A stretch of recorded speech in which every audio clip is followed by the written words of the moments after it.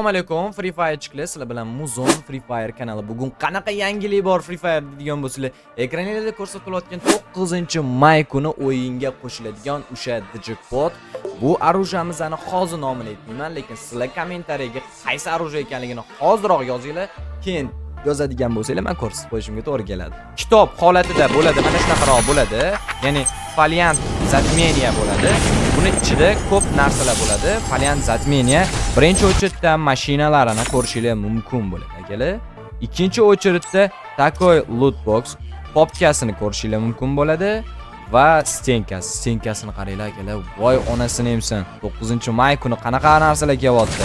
Katanaga e'tibor beramiz, akalar. Va o'sha oruja, akalar, Digipodga keladigan oruja. Makon orujasi.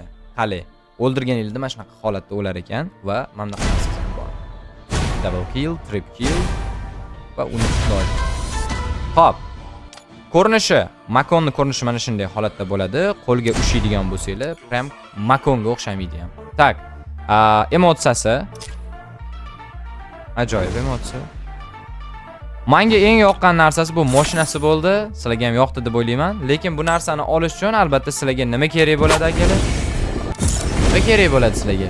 Albatta Almas servis. 9-may kuni mana shunaqa yangilik o'yinga qo'shiladi, lekin sizlarga albatta ishonchli va tezkor Almas servis kerak bo'ladi. Ekraningizda ko'rsatilgan Muzon Almas Telegram kanaliga podpiska bosinglar, Telegram kanalimizga obuna bo'lib qo'yinglar va Almas xarid qilmoqchi bo'lsanglar, bemalol Muzon Almasga kirib, bemalol o'sha yerdan Macho degan insonga murojaat qilsanglar, almazinglarni ishonchli va tezkor xarid qilsanglar bo'ladi.